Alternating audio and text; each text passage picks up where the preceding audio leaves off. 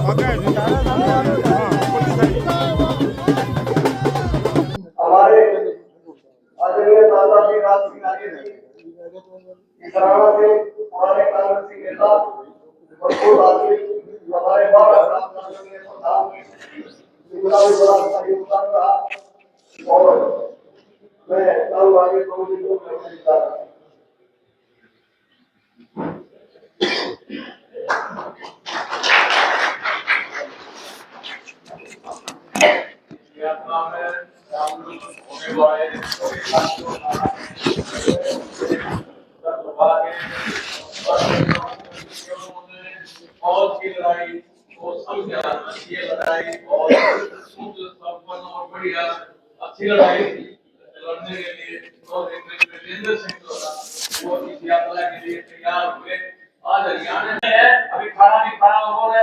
मैं चाहूंगा कि चौधरी बरजिंदर सिंह जी आपके तो मैं राजवाड़ी पूनम को भी कहूँगा कि वो तो समझ अपने यहाँ आके करें, तो मैं अपना वाणी को विराम देता हूँ। आप सबका बहुत बहुत धन्यवाद।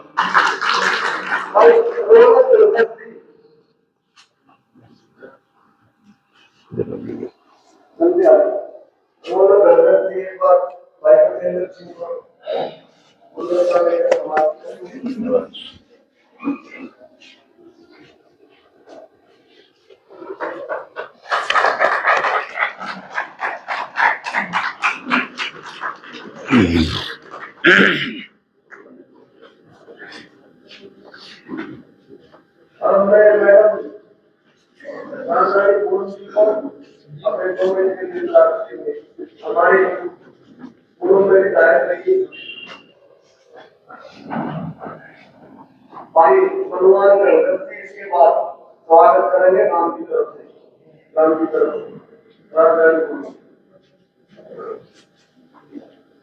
आदरणीय चौधरी बरजिंदर सिंह जी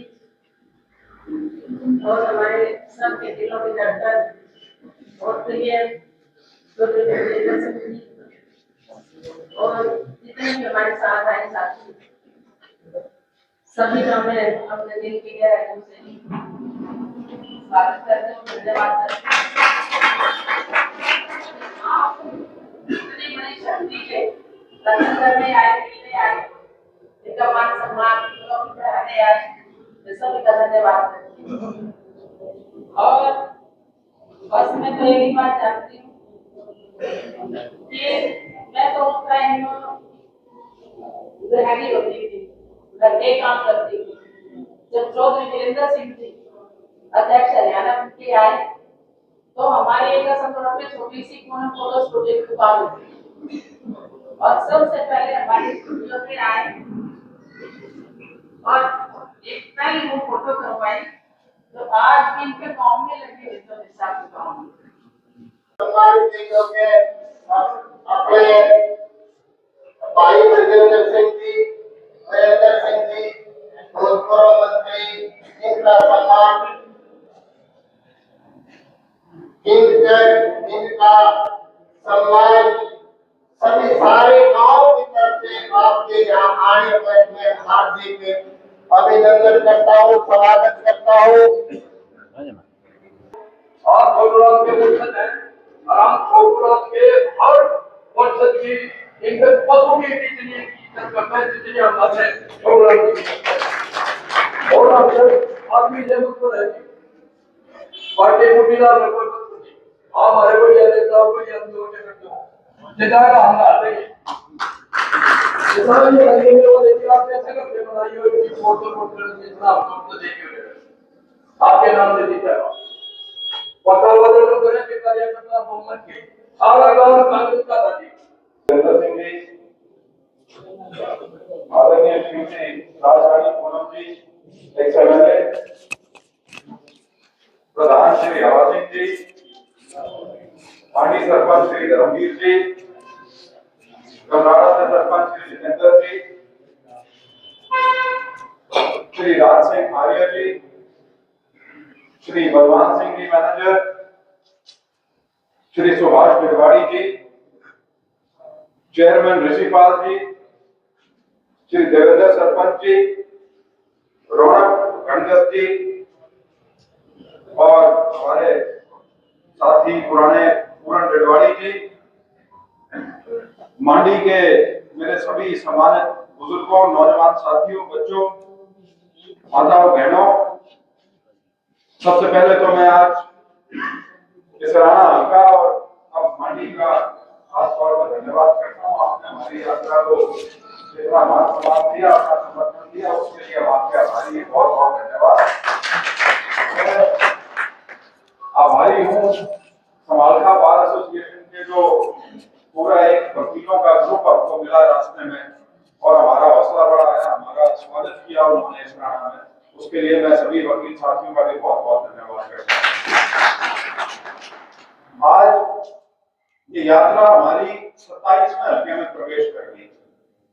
26 हल्कों से होकर हम आ चुके हैं और ये 27वां हल्का है और दूसरा चरण जिसमें 13 हल्के थे उसका ये आखिरी हल्का है।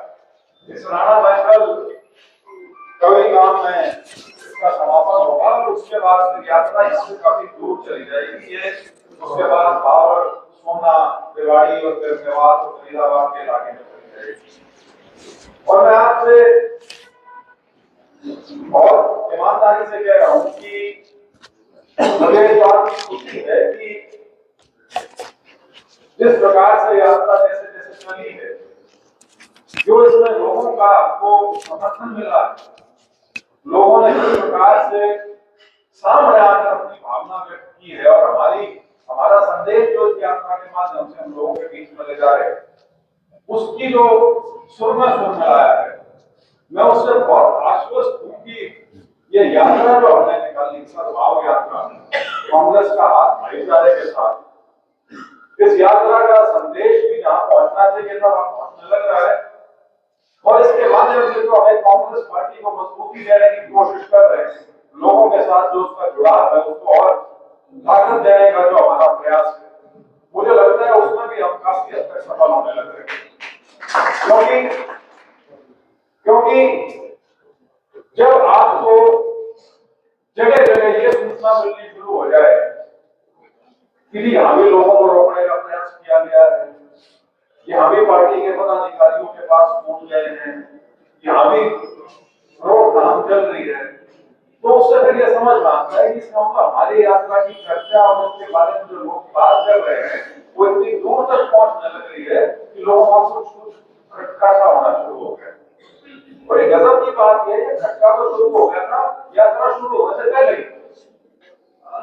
और गजब की बात है, मुझे समझ में नहीं आया आज तक, मैं समझने की कोशिश कर रहा हूँ कि 2 महीने हो गए इस यात्रा को, कि जब हमने इस यात्रा की घोषणा की थी उस समय भी बड़े अजीब से सुर आए थे निकल के, और वो सुर कहां से निकले? कांग्रेस पार्टी के अंदर से।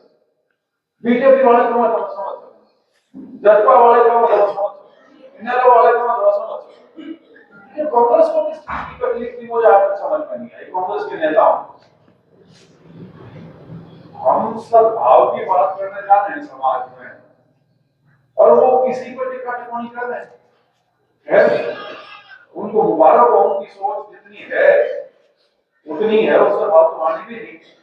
लेकिन लोग जो है ना, लोकतंत्र में लोग ही है सब कुछ, और ये लोग जो है नेताओं का दिमाग और नेताओं की तासीर सारी ठीक कर देते हैं।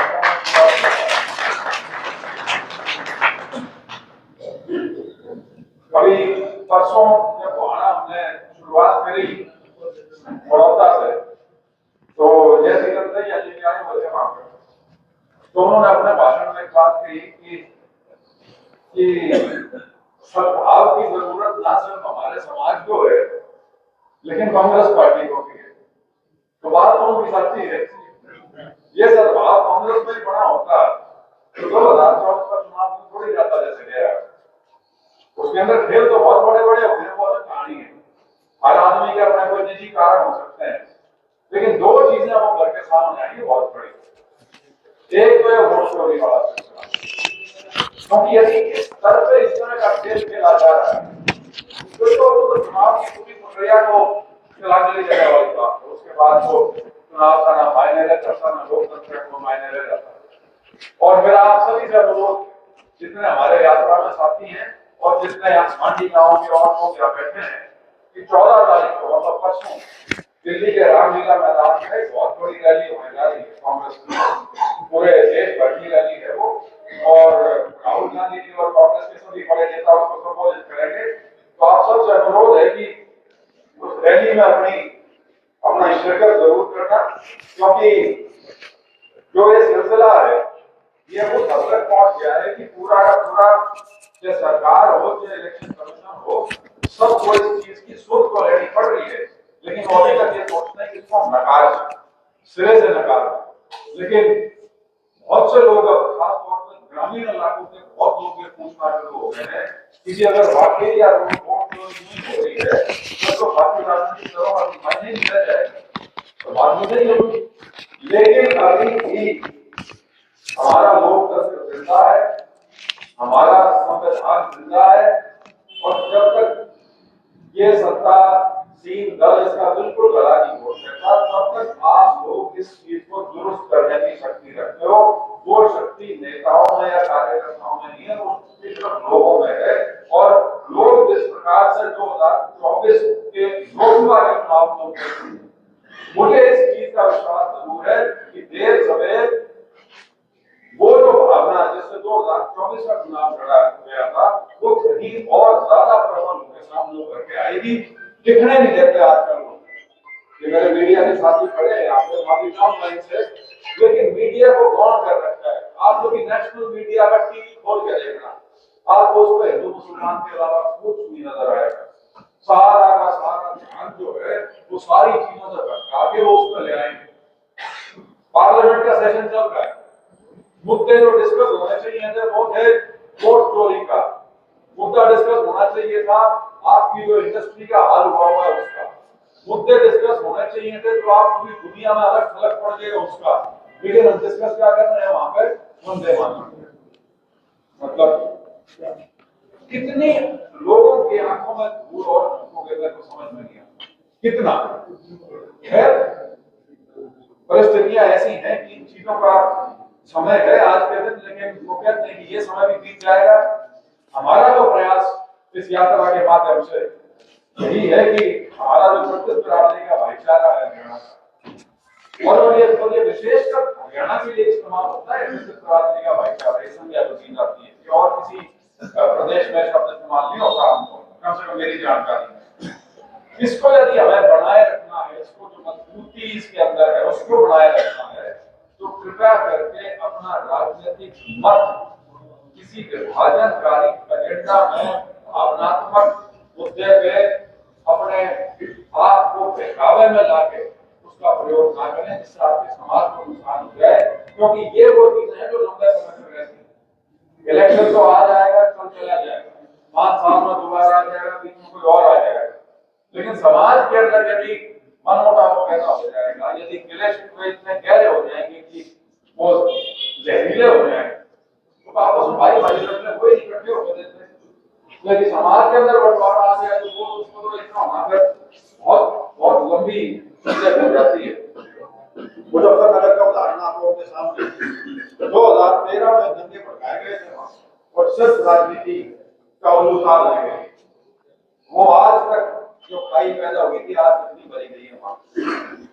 तो ये कुछ चीजें हैं जो हम लेकर चले हैं इस यात्रा के माध्यम से। और गजब की चीज ये है कि हर दूसरे हरियाणा के बारे में तो कोई ना कोई ऐसी खबर आती है कि पढ़ के ये लगता है कि आदमी अपने सिर के बाल नोचे या क्या करे, क्योंकि ये ऐसी गजब की सरकार बनी हुई है जिसका जन भावनाओं से कोई सरोकार नहीं,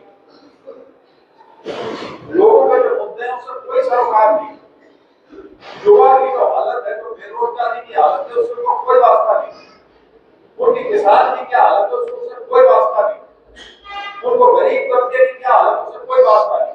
परसों ही खबर आई है हरियाणा में करीब 8.25 लाख मनरेगा में लोग रजिस्टर्ड है। 8.25 लाख या 8.5 लाख।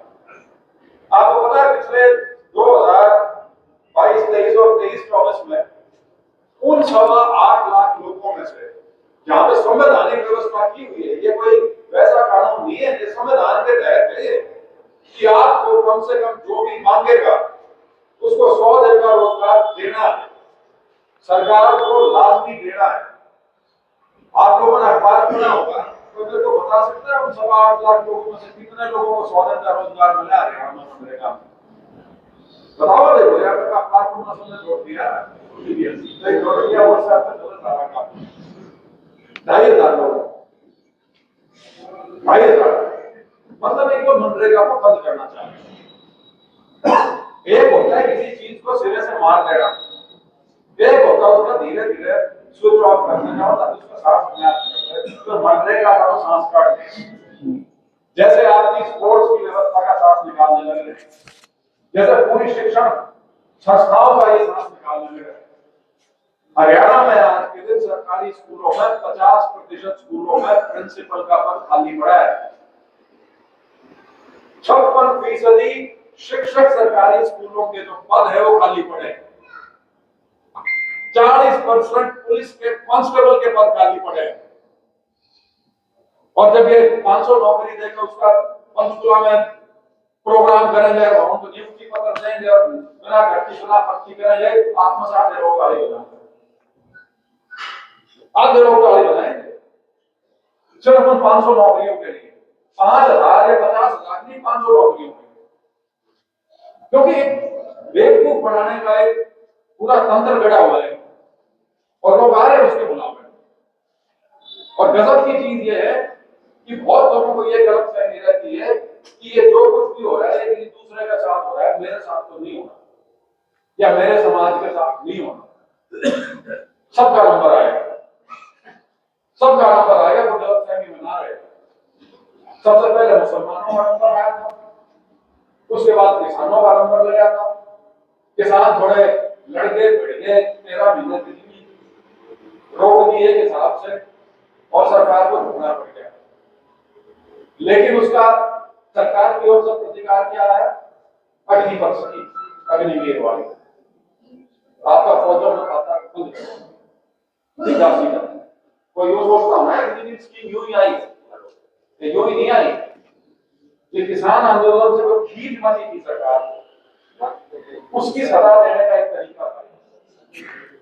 और अब नंबर लग रहा है फिलहाल शेड्यूल कास्ट का। इनमें भी किसी एक दो वर्ग को ये बहुत बड़ी गलतफहमी होगी कि हमारे लड़ाई करेंगे, हमारे इतनी सोचते हैं, इतनी नहीं सोचते, सिर्फ बंटवारे की सोचते हैं कि किस तरह से उनको वोट छापी जा सके और अपनी साइड की जा सके। सिर्फ यहाँ तक है कि लोगों के प्रति शेड्यूल कास्ट के प्रति तो हर काम ऊपर आएगा। ये मत सोचना कि हमारा नंबर नहीं आओ। कई लोगों को बहुत उदारता है इस बात का। हमारे अंदर बहुत लोग ऐसे हैं जो शुरुआती तौर पे इस बात से बहुत खुश थे कि बीजेपी का मुसलमान टाइप कर देंगे, बहुत खुश। हम सब होता है इस बात। और उसके बाद देखते करके सबका नंबर लगना शुरू हुआ, तब समझ में आया कि ये तो खेल पहुंच गया। मुसलमान को टारगेट करके राजनीतिक शिक्षा सिर्फ उसकी शुरुआत थी। वो तो आपको उस समय में ले जाना चाहते हैं जब देश में मुसलमान था ही नहीं, इस देश में इस्लाम था ही नहीं, उस समय की व्यवस्था में ले जाना चाहते हैं। और वो व्यवस्था क्या है? पढ़ते लिखते तो लोग है नहीं। वो व्यवस्था सिर्फ और सिर्फ मनुस्मृति की देन है, उसके अलावा कुछ नहीं। वह किताब में समझ में आ जाओ कि क्या पढ़ाना चाहते हैं। 10% लोग उनके लिए बाकी सारे सेवा करो। तो ये चीजें की समझ लेंगे आप तो इस चीज को रोक पाएंगे। नहीं तो बीजेपी को यदि आप साधारण राजनीतिक दल सोच के इसका मुकाबला करने की सोचेंगे तो हर बार मुश्किल पहले से भी ज्यादा पैदा होती चली जाएगी। ये साधारण राजनीतिक दल नहीं है, ये राजनीतिक दल एक ऐसी विचारधारा को लेकर चलता है जो देश को इकट्ठा करने के लिए देश में बदलाव पैदा करके शासन करके और उस शासन की जो व्यवस्था है सारी की सारी उसको बदलने में विश्वास करता है। इस संविधान को बदलने में विश्वास बदलने में बदला तो हमेशा ही करता है संविधान अमेंडमेंट के माध्यम से। ये संविधान को बिल्कुल क्या कहें, मैं ये तो निकल का पार्टियां देखते हैं लेकिन उसकी हालत ऐसी करते हैं कि वैसा वैसा ही रह जाएगा। एक उदाहरण देकर मैं बात खत्म करता हूँ। मेरा एक साथी एमपी था बीजेपी का, 2 बार का एमपी था, वो सीनियर आदमी। इस बार वो आ गया, मेरे को कहीं मिल गया तो मैंने जिक्र तो शुरू किया था इस बात से कि ये आपके यहाँ जो जीता है वो सुना यूपी का देश का सबसे कम उम्र का सांसद बना है। तो बोला हाँ वैसा 26 साल का 25 साल का है। मैंने कहा बड़ी क्या यूपी में तो राम मंदिर के प्राण प्रतिष्ठान के बाद ये था कि यहाँ तो 80 की 80 सीट आएंगी, 80 में से 70 आएंगी, ये हालत थी। बोला भाई साहब हमको तो संविधान खा गया। मैंने कहा कैसे? Schedule caste seat, reserve seat. बोला भाई साहब अपने खुद के मित्रों में और रिश्तेदारों को जब जाते थे तो कहते थे भैया इस बार नहीं। मैंने कहा भाई इस बार ऐसा क्या हो गया सुन रहे हैं तो कहता नहीं इस बार रहने दीजिए, संविधान खतरे में। हम उससे संविधान खतरे में कैसे? भैया काहे नहीं 400 काहे मानते हो? 400 इसलिए मानते हैं कि और मजबूत सरकार बनेगी और मजबूती से चलाएंगे। बोला 303 में आपका बेटा नहीं बना। कहता हमें क्या समझ में नहीं आ रहा है? कहने का मतलब ये कि आपकी व्यवस्था के ऊपर कुराही चलने लग रही है। ये चीज गरीब आदमी समझ गया है लेकिन जो प्रमुख समाज है उसकी समझ में नहीं आई। अब तक ये बात उनके लिए बातें अब तक किताबी थी। उनको समझ में आई कि उनको पता है कि जो हक संविधान ने दिए हैं उनको छीनने की बात हो गई। आप लोग 2-3 महीने तो सुन रहे होंगे, आज तक प्रधानमंत्री जी का जोर किस चीज पर रहता है? हकों पे नहीं, संविधान में जो हक दिए हैं उन पे नहीं। वो आज तक जोर दे रहे इस बात पे कि आप देश के लिए क्या कर सकते हैं। मतलब ये घोषणा पास का प्रोग्राम करो और ये सरकार है आपको जिस लाइन पर लगा दो उस लाइन पर लगा दो। राजरूप को वहां पर तो ये व्यवस्था हमारे देश में पैदा होने लग रही है। इन सभी चीजों के लिए हम ये यात्रा लेकर निकले थे और मुझे खुशी इस बात की है कि ये संदेश भी लोगों तक पहुंच रहा है, लोगों का समर्थन भी हमको मिल रहा है और मेरे को इसमें बहुत से लोग बोलते हुए नजर आ रहे हैं, रोटी का इंतजार करते हुए मेरे को पता है। इसलिए मैं समाप्त करता हूँ और मैं मांडी के सभी लोगों का, सभी बड़े बुजुर्गों का बहुत आभारी हूँ। आप लोगों ने हमारा मान सम्मान किया, हमारा स्वागत किया। और ये थी ब्रजेंद्र सिंह की यात्रा जिसका मांडी गांव में समापन हुआ। यहाँ पर उन्होंने एक जनसभा को संबोधित किया और उसमें उन्होंने अपनी पार्टी के साथ साथ दूसरी पार्टियों के ऊपर भी सच्ची बात कही। उन्होंने कहा कि यात्रा सफलता की ओर अग्रसर है। इस मौके पर उनके साथ चौधरी वीरेंद्र सिंह, राजरानी पूनम जी, पूर्व MLA करमचंद पूनम जी, राज सिंगारिया जी, किसान नेता, कांग्रेस नेता श्री किशोर, जितने भी मंच पर मौजूद लोग थे सभी ने उनका स्वागत किया। ग्राम पंचायत मंडी की ओर से पगड़ी पहनाकर और उनको शॉल भेंट कर सम्मानित किया गया। मैं वेद वशिष्ठ मांडी गांव से रवि राजेश के साथ किस राणा, सहयोग समाचार।